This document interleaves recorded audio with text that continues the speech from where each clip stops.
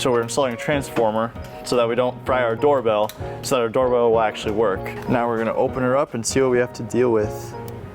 So now what we're doing is we're gonna take out this back little hole here, and that is where all of these wires are going to come through. And then we're gonna attach them to these wires right here. We're gonna put these wires through here, just like so. Pull them out here so it'll be a lot easier to work with. And we're gonna turn it the other way, that way it'll fit. This is power, this is the heat. This is the fun one. Give me the heat. Give me the heat. And luckily today we have the power off, so I'm not gonna get zapped again. So if you're wanting to do this in your own home or in your own commercial building, please use your brain. So I'm tightening it and I'm giving it a good tug to make sure it doesn't come out, so we don't have problems later on. Am I afraid of neutral wires? Yeah, after the last time I got zapped. So all right, now we're gonna twist that on there. Get all snug. All right, so now we're doing the final ground, or we're doing the final wire, which is the ground wire. We're just gonna keep twisting away. Just keep twisting.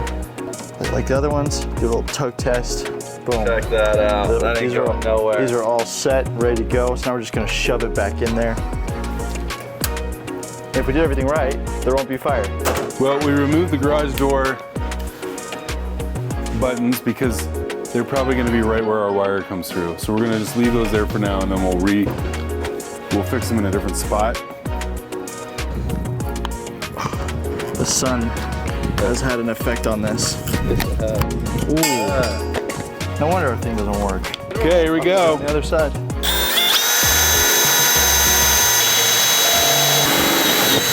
Woo! Check that out. We're through. Here it comes. Check that out. You are free. So now we're gonna take this wire and we're gonna strip it using these fancy tools. And we're gonna be cutting these. Boom, just like that. Now we have 2 wires. We're installing the doorbell itself by taking this little back plate and sticking the wires in. And when we stick them in, they'll just kind of lock in place by themselves, which is super convenient. Boom, that's not coming out of there. All right, today we're gonna be caulking this right here. So I'm gonna take my little gun here. I'm just gonna start running it around here. And I'm just gonna take my finger and just kind of even it out here so it doesn't look ugly. Just gonna get it level by eye and just go for the center so that way I can just move in any direction. A little bit. So as we can see here, it's not quite level, so we're just gonna level it out. There she is.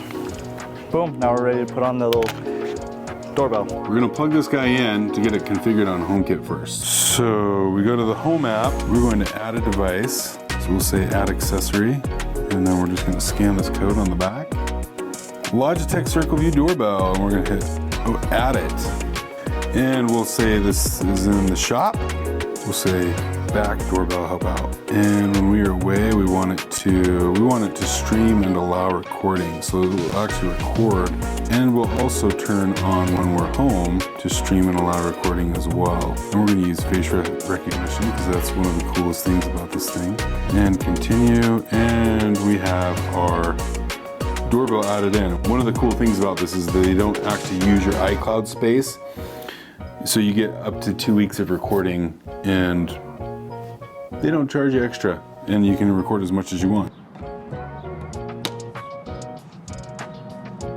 We had a little bit of problems when we were installing this, when we were using the little chime kit.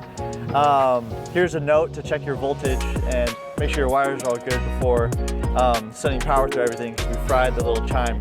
So now we're on this side, and as you can see here, we have the line directly from our doorbell straight into the transformer, and our chime is disconnected. And that's because, like I said before, we fried the chime kit.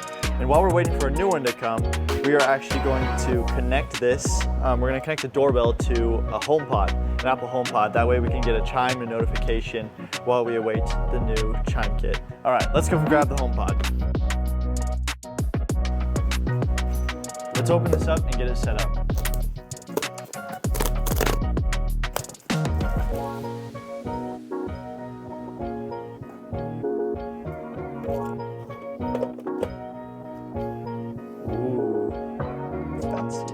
So yesterday we tried to set this Apple HomePod up, but we made a major mistake, which was we are not the owners. So we called the owner to come and help us. Right. So that is kind of a dumb feature actually of HomeKit, that only the owner can make changes and add devices like this. So Apple, could you up your game please? I'm sure you got the devs to do this. Okay, we're gonna set up this HomePod Mini. And there it is, right out the gate. So we're gonna shoot the center of the HomePod in the frame. Boop.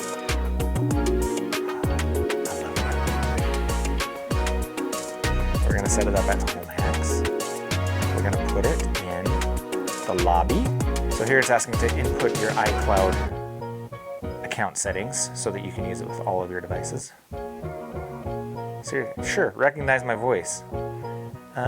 I don't want to use personal requests here since it's going to be in a common area for the office.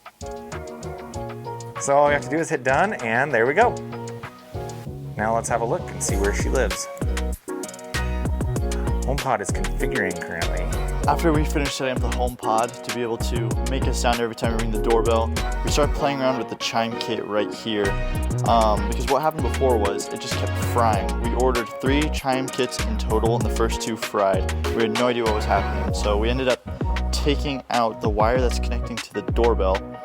And it turns out the wire was broken. It had a little piece of copper exposed, which was touching the building, and that was frying the chime kit. So once we fixed that, it started working. So now if I come in here, if I ring the doorbell, our chime rings just like it's supposed to.